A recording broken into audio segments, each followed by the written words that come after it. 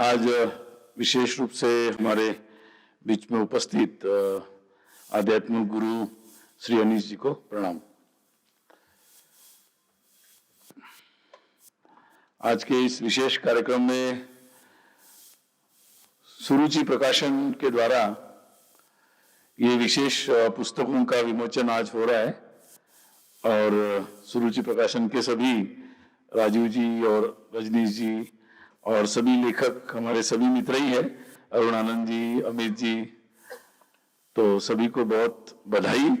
और आज ये जो पुस्तकों का विमोचन हुआ है तो संयोग ऐसा हुआ कि दोनों पुस्तकें मुझे देखने का मौका मिला और ये कॉमिक्स तो मैंने वर्ड टू वर्ड मतलब शब्दशः पढ़ने का मौका मिला तो काफी अच्छा है और प्रभावी रूप से अभी इसमें कुछ मुझे तुरंत कमेंट नहीं करना क्योंकि जो मुझे कमेंट करनी थी मैंने छपने से पहले कर दी और उन्होंने शायद उसमें वो सारे चेंजेस भी कर दिए हैं, इसलिए अच्छा है, बहुत बढ़िया। तो बधाई, क्योंकि अरुण आनंद जी की पुस्तक तो अंग्रेजी में है, शायद बाद में हिंदी आएगी, तो मतलब रेंज बड़ी है, मतलब बिल्कुल केवल अंग्रेजी पढ़ने वालों के लिए भी है और बिल्कुल बालक जो बिल्कुल हिंदी में कॉमिक्स पढ़ना चाहते हैं उनके लिए भी। तो सुरुचि की ये मार्केटिंग स्ट्रैटेजी अच्छी है, तो ऐसी ही मतलब ऐसी ही रेंज इतनी बड़ी रखे और साथ में अब ये आजकल ऑडियो वीडियो ये सारे फॉर्मेट अब बड़े महत्वपूर्ण हो गए हैं, तो मुझे लगता है ये सारे विषयों की चिंता अब सुरुचि प्रकाशन निश्चित करेगा, ये अपेक्षा। तो आप सबको राम जन्मनवमी की बहुत बहुत शुभकामना और जय श्री राम हम सबके लिए। और जय श्री राम। हम सब भाग्यशाली है कि मतलब वास्तव में ऐसे लगता है कि राम का युग प्रारंभ हो गया, क्योंकि हम उस युग में हम लोग उपस्थित है। मैं कई बार कल्पना करता हूं कि जब मैं ये राम मंदिर का जब प्राण प्रतिष्ठा हो रही थी तो मैं कल्पना कर रहा था कि वो लोग कितने भाग्यशाली होंगे कि जब हजारों साल पहले अपने दक्षिण में मतलब रावण का वध करने के बाद, उसका पराजय करने के बाद भगवान श्री राम अयोध्या में आए होंगे और तब पूरे अयोध्यावासी और देश विदेश के सब जो प्रमुख प्रतिनिधि थे वो वहां उपस्थित हुए थे और वो कितना मतलब अद्भुत आध्यात्मिक प्रसंग होगा कि कैसी एक अनुभूति होगी मतलब। तो मुझे लगा कि ये जो प्राण प्रतिष्ठा का कार्यक्रम था उसमें ही उसी प्रकार से देश के सब प्रमुख लोग आए, पूरे देश भर में उसको मनाया जा रहा है, तो मुझे लगा कि ये ऐसा उस समय ही हुआ होगा और हम उतने हजारों वर्षों के बाद हम लोग ऐसे भाग्यशाली लोग हैं कि हमें इस समय जब भगवान श्री राम के प्राण प्रतिष्ठा मंदिर हो रहा है उस समय हम मनुष्य जीवन प्राप्त किए हैं। ये वास्तव में बड़ा अद्भुत ऐसा अनुभूति मुझे हुई और मुझे लगता है कि मतलब इसका वर्णन मैं नहीं कर सकता, शायद हमारे आध्यात्मिक गुरु है वो शायद इसका वर्णन कर पाएंगे, लेकिन मेरे पास तो इसके लिए शब्द नहीं है। लेकिन एक सामान्य व्यक्ति की तरह मेरी अनुभूति जो थी वो मुझे लगा कि आपसे मैं इसको बताऊं कि किस तरीके से अनुभूति उस दिन हो रही थी और जब भी उसका स्मरण होता है तो वास्तव में उसका एक अलग ही एक आनंद प्राप्त होता है। और ये आनंद वास्तव में जिनको समझ में आया वो भाग्यशाली है, लेकिन जिनको समझ में नहीं आया उनको भी ये आनंद समझ में आए, ये अनुकंपा जो और राम जी की जो है वो उन तक भी पहुंचे, ये मुझे लगता है कि हर राम भक्त का कर्तव्य है और ये महत्वपूर्ण कर्तव्य है। राम को अपने हृदय में रखे लेकिन अपने तक सीमित न रखे, क्योंकि भगवान राम ने सभी से कहा कि मैं सबका हूं, मतलब आपका भी हूं, भरत का भी हूं, मैं लक्ष्मण का भी हूं, लेकिन फिर भी मैं सबका हूं। तो ये जो एक उनके जीवन का बहुत महत्वपूर्ण संदेश है, तो इसलिए हम लोग समझ गए, हमें भाग्य मिला कि हमें ये अनुभूति मतलब इसका महत्व हमें समझ में आ गया। बहुत लोग हैं, करोड़ों लोग जिन तक ये बात नहीं पहुंची अभी। और जिन तक ये शुभ संदेश नहीं गया है, ये बात नहीं पहुंची है, ये भाव नहीं पहुंचा है, तो मुझे लगता है कि ये बात और ये भाव पहुंचाना अत्यंत आवश्यक है। और इस दृष्टि से ये जो महत् कार्य है, विभिन्न प्रकार के माध्यमों से ये पहुंचाना, ये मुझे लगता है कि बहुत ही अच्छा कार्य हुआ है। और इस बार बड़ी अच्छी बात थी कि हमारे सभी प्रचार माध्यमों ने, भारत के सभी प्रचार माध्यमों ने बहुत सकारात्मक रूप से, एक पूरे भाव से, मतलब ये बात सभी लोगों तक पहुंचाई। और ये मतलब वो बिल्कुल साधुवाद के पात्र है, क्योंकि उनके कारण करोड़ों करोड़ों लोगों को उसकी प्रत्यक्ष अनुभूति मिली, उस भाव की भी अनुभूति मिली, उसका वर्णन सुनने को मिला, पढ़ने को मिला, देखने को मिला। तो वास्तव में एक उत्सव बन गया।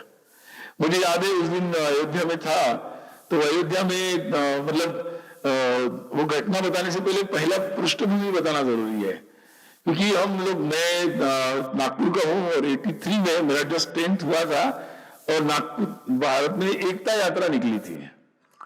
एकता यात्रा 83 में, एकता यात्रा देश के तीनों कोनों से नागपुर में आकर एकत्रित हो गई और वो पूर्ण हो गई, वहां पूर्णाहुति वहीं हो गई नागपुर में। और बिल्कुल एक जो स्कूल से निकले हुए युवा के रूप में मैंने नागपुर में उसके स्वागत का अनुभव लिया, और उसके देखने के लिए जिस प्रकार से लोग आ रहे हैं, पूरा समाज आ रहा है, और उसका पूरा वर्णन हम लोगों ने, जो सारे यात्राओं का अनुभव लेकर नागपुर आए थे, उनका हमने मतलब एक एक से अनुभव जो पूरा सुना, ऐसे लग रहा था कि मतलब जो भारत है वो भारत एक अद्भुत है, उसकी अनुभूति उस दिन हो रही थी। लेकिन देख रहा था कि धीरे धीरे राम जन्मभूमि का विषय शुरू हुआ, और कैसे कैसे प्रश्न उठाए जा रहे थे, कैसे कैसे वर्णन किए जा रहे थे। मतलब लगता था कि हम कहाँ है, मतलब शायद ब्रिटिश काल में भी ऐसे वर्णन नहीं हुए होंगे। और मैं एक दिन पढ़ रहा था कि ब्रिटिश काल में ऐसे वर्णन नहीं हुए, और जब मुगल काल में राम मंदिर का ढाया गया, उस समय भी हिंदू धर्म, उसकी उपस्थिति, उसके बारे में इतनी अवहेलना की बातें नहीं लिखी गई। कुछ दिनों पहले मैंने अलीगढ़ मुस्लिम यूनिवर्सिटी से सूची मंगवाई थी कि भाई वहां कौन से हमारे आध्यात्मिक ग्रंथ है जिनके पर्शिया में, पर्शियन भाषा में, उर्दू भाषा में, अरबी में अनुवाद हुए हैं और जिसकी उपलब्धता है। तो उनका मैंने कालावधि भी मंगवाया कि किस काल में ये अनुवाद हुए हैं।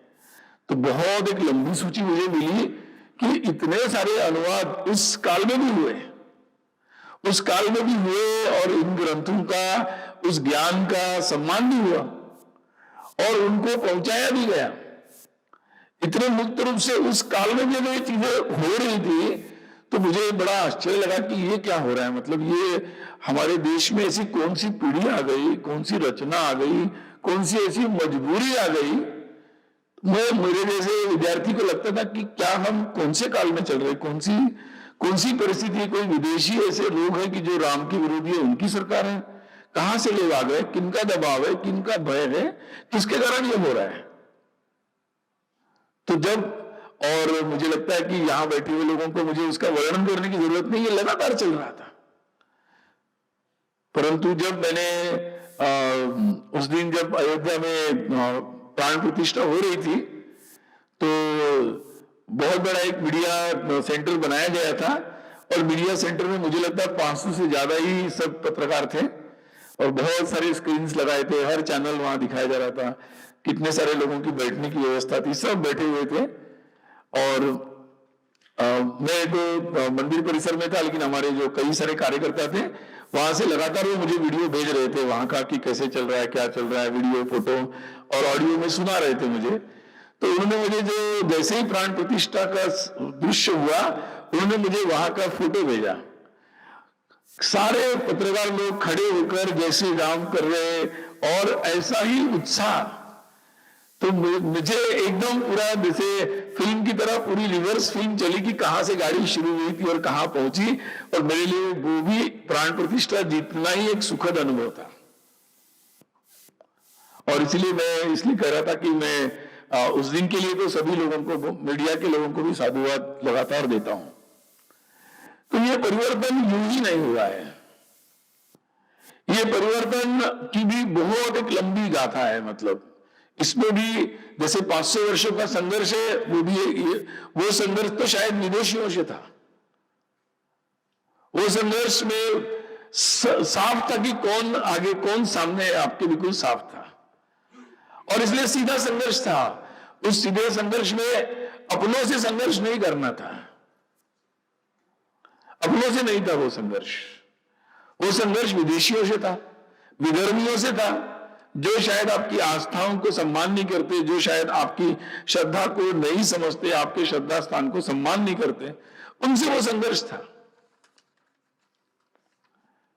परंतु और उसमें बहुत सारे लोगों ने किसी भी बात की परवाह न करते हुए, किसी भी बात की, उन्होंने अपना ये संघर्ष जारी रखा। और इसलिए भारत के इतिहास में नहीं, विश्व के इतिहास में इतना व्यापक संघर्ष अपने देश के सम्मान के लिए, इसलिए वो कहते ना कि ये मिट गए, यूनान मिश्र मिट गए, मिटती हस्ती, मतलब ये कहा गया है वो वास्तव में एकदम सच है। क्योंकि मिट्टी तो उनकी हस्ती है जो अपने सिद्धांतों को, अपने प्रतिष्ठा को, अपने स्वाभिमान को छोड़ देते अपने व्यवहारिक जीवन के लिए। लेकिन वो समाज जो अपने व्यवहारिक जीवन को दांव पर लगा देता है, अपने रोज के जीवन को, लेकिन अपने स्वाभिमान को नहीं छोड़ता, उसकी हस्ती रह जाती है, वो भारत की हस्ती है। मतलब और इसीलिए हमारे लिए राम का मतलब ये बहुत महत्वपूर्ण है। और इस दृष्टि से मुझे लगा कि ये एक बहुत ही अत्यंत महत्वपूर्ण, हमारे देश के हजारों वर्षों के इतिहास में ये एक ऐसा ऐतिहासिक स्थान है, क्षण है कि जो आने वाले कितने सालों तक वो माना जाएगा, समझा जाएगा। कभी कभी लोग पूछते हैं कि अच्छे काम के लिए समय भी लगता है। अब राम मंदिर बना तो राम मंदिर के लिए थोड़ा समय ज्यादा लगा। क्यों लगा? तो मंदिर ऐसा बनना चाहिए, ये हमारा भगवान राम का मंदिर है, तो 1000 वर्ष तक कम से कम ये किसी तूफान से, आग से, भूकंप से, किसी भी तरीके से इसको धक्का नहीं लगना चाहिए। तो नींव बनने में थोड़ा टाइम ज्यादा लगता है, बहुत टाइम लगता है नींव बनने में। और इसलिए नींव देखना पड़ता है कि वो कैसे होगी, मजबूत कैसे होगी, कितने धक्के खा पाएगी और कैसे रहेगी। जब जिस मंदिर की नींव मजबूत होगी वो कभी नहीं टूटेगा, लंबे समय तक चलेगा। तो समाज भी ऐसा ही है, समाज की नींव मजबूत होना जरूरी है। जिस समाज के तत्व मजबूत होते हैं, जिस समाज की श्रद्धा मजबूत होती है, जिस समाज का ज्ञान मजबूत होता है और जिस समाज का अभ्यास मजबूत होता है, वो समाज हजारों वर्षों तक चलता है। लेकिन समाज मनुष्य है, वस्तु नहीं है। क्योंकि वस्तुएं, ईंट को रख दिया, सीमेंट को रख दिया तो वो अपने हिसाब से चलती रहेगी। मनुष्य को दिमाग भी है, तो उसमें इधर उधर का बिखराव की संभावना रहती है। और अगर वो कई बार लोग पूछते हैं, मैं आजकल संघ की जिम्मेदारी है, तो कई लोग पूछते हैं कि भाई संघ की शताब्दी आ रही है तो संघ को 100 वर्ष क्यों लगे? मैंने कहा भाई संघ 5 साल वाले हिसाब के लिए तो संघ काम नहीं करता। संघ तो हजारों वर्ष के लिए ऐसे समाज को, ऐसे राष्ट्र को विकसित करना चाहता है, बनाना चाहता है कि जो ऑटो मोड पे चले, अपने आप ही ऐसा मजबूत हो जाए, अगर कोई कमी आ जाए तो अपने आप ही उसकी शुद्धि हो जाए। ऐसे समाज बनाना चाहता है। तो उसके लिए ऐसी बिल्डिंग अगर समाज की बनानी है तो नींव बनाने में थोड़ा टाइम लगता है, काफी काम इसकी भी करना पड़ता है। अगर नींव पक्की हो जाए तो फिर गाड़ी चल पड़ेगी। इसीलिए कभी कभी बड़े मजबूत काम करने के लिए समय लगता है और समय लेना चाहिए। अगर अच्छी, कई लोग हैं, कई लेखक हैं बड़े, मैंने तो मतलब इन्होंने बताया अनेकों पुस्तक, अनेक वगैरह नहीं, अनेकों छोटी छोटी पुस्तक लिखी है। पुस्तक मैंने एक ही लिखी, उसका अनुवाद था, क्योंकि मुझे पता है एक पुस्तक लिखने में बहुत परिश्रम होता है। कुछ है लोग जो बारी बारी से पुस्तकें लिखते रहते हैं, मुझे तो पता नहीं लगता कि हाउ दे राइट इट। तो मुझे पता है कि अरुण आनंद जी ने इसके लिए भी काफी प्रयास किया, अब अगली किताब भी लिख रहे हो, उसके लिए भी बहुत लंबा हर महीने में 15 दिन मुझे लगता है लगातार लगा रहे।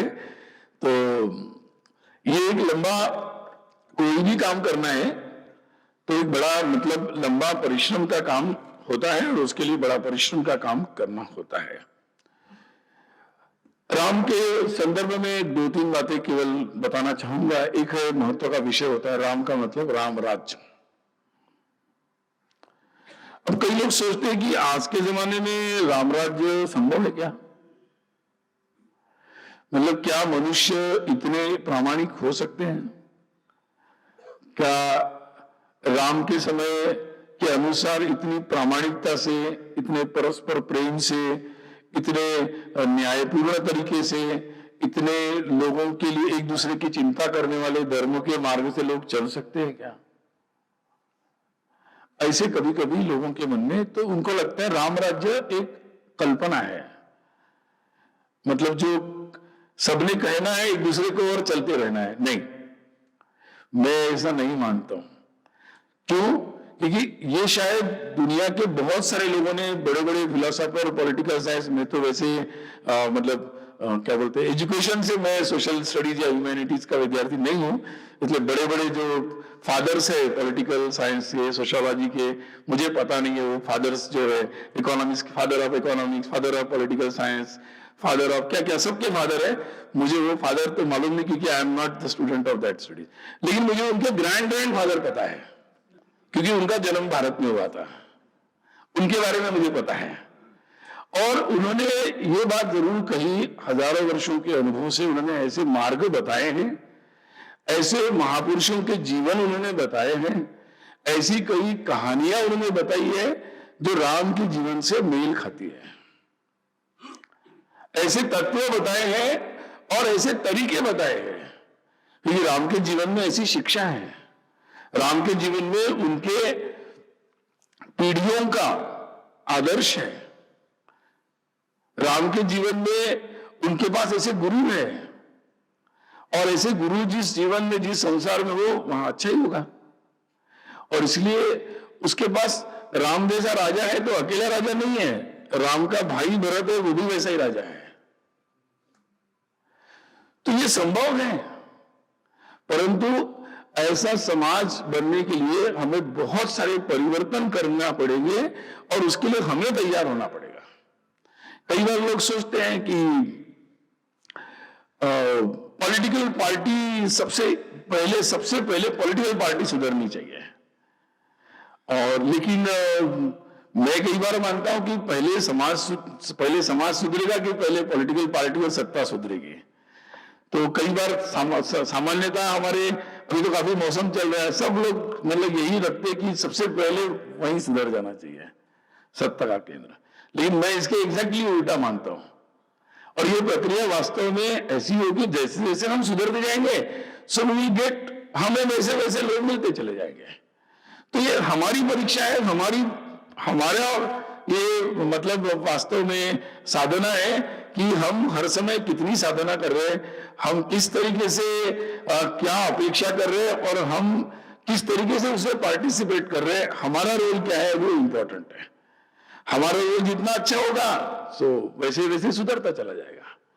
हमारे देश में वैसे मैं देखता हूं कि आम गरीब लोग जो है, सामान्य लोग, जिनको लोग ज्यादातर लोग मानते हैं कि वो मतलब ऐसे ही किसी प्रभाव में आ जाते हैं, मैं मानता हूं कि नहीं, हमारे देश में जितने भी परिवर्तन होते हैं या जितनी भी अच्छी बातों के लिए अच्छे परिवर्तन हुए हैं, उसमें सामान्य लोगों ने किसी भी लोभ मोह में ना आकर उसमें बिल्कुल जो देश के हित में, समाज के हित में वो किया है।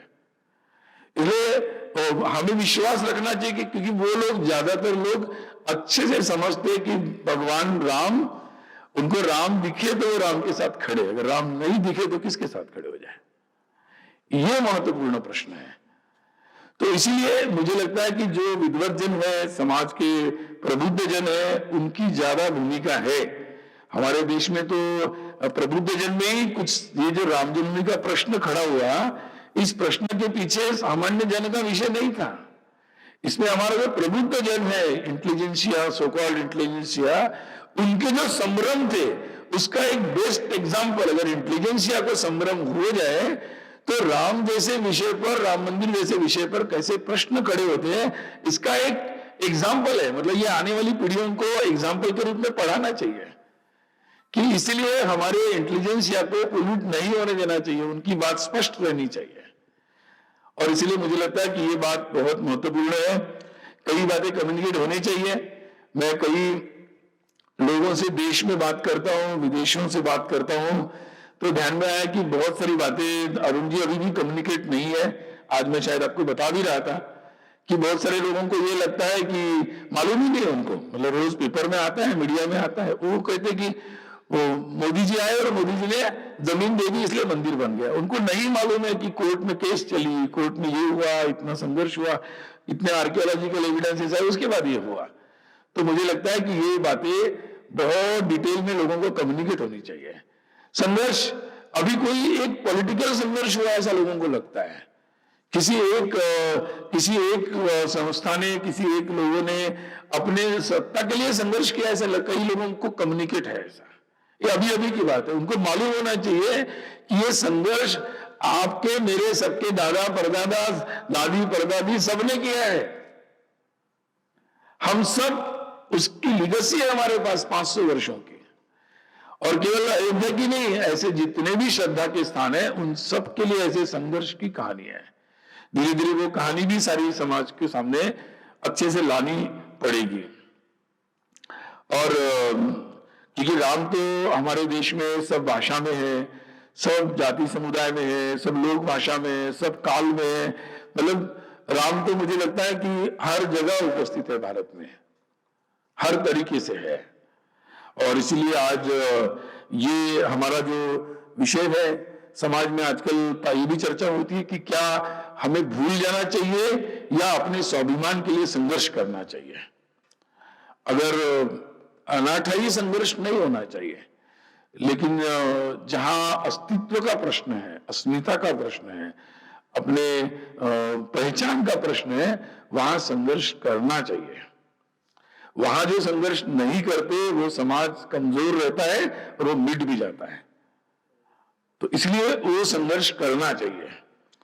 दूसरा प्रश्न आता है कि एक ने मुझे प्रश्न पूछा कि राम मंदिर अयोध्या में बनने से, विदेशी थे, उन्होंने मुझे पूछा कि भारत में शायद राम मंदिर बनने से, मैंने कहा सभी खुश है। उन्होंने कहा नहीं, हिंदू खुश होंगे। मैंने कहा नहीं, हिंदू क्यों खुश होंगे, हिंदू क्यों खुश है, मुसलमान भी खुश होंगे। मैंने कहा मुसलमान क्यों खुश होंगे। मैंने कहा मुसलमान के रिश्तेदार है क्या बाबर, थोड़ी ना रिश्तेदार है। मैंने कहा अगर बाबर का उनका कोई रिश्ता है तो बाबर के विक्टिम है, वो कोई रिश्तेदार थोड़ी है। और जो भारत में मुसलमान है उन्होंने थोड़ी राम मंदिर तोड़ा था।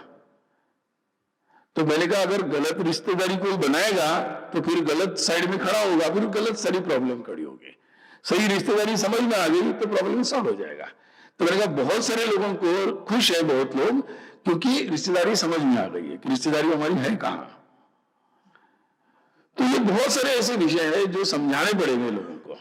और एक विषय है, जैसे कई लोगों ने कहा कि भाई कि मतलब ये जो मंदिर है, मतलब ये जो बातें हैं, तो इसमें उन लोगों को पता नहीं है कि कोर्ट में रिजल्ट हुआ, रिजल्ट के बाद ये रिजल्ट हुआ, रिजल्ट के बाद मुसलमानों के पक्ष के जो थे उनको भी जमीन दी गई और उन्होंने जमीन स्वीकारी और वहां उन्होंने उसके लिए उसका अपना कार्य भी प्रारंभ किया।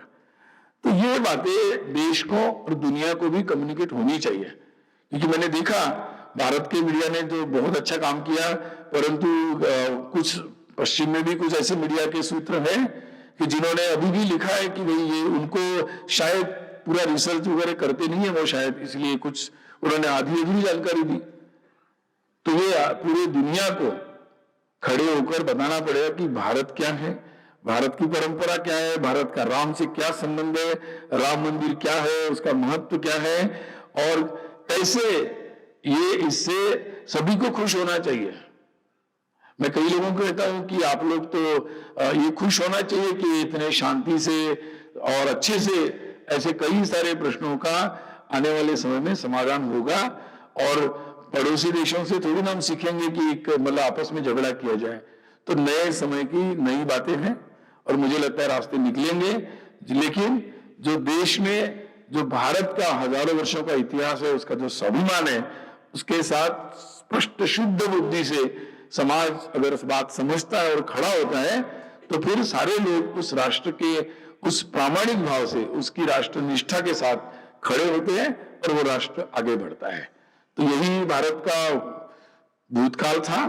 वर्तमान में कुछ आगे पीछे हुआ होगा, परंतु भविष्य काल भी अच्छा वैसा ही भविष्य काल है।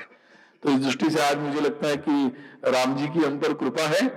रामनवमी के दिन पर हम सब लोग ऐसे पुस्तकों के विमोचन करने के लिए एकत्रित हुए हैं।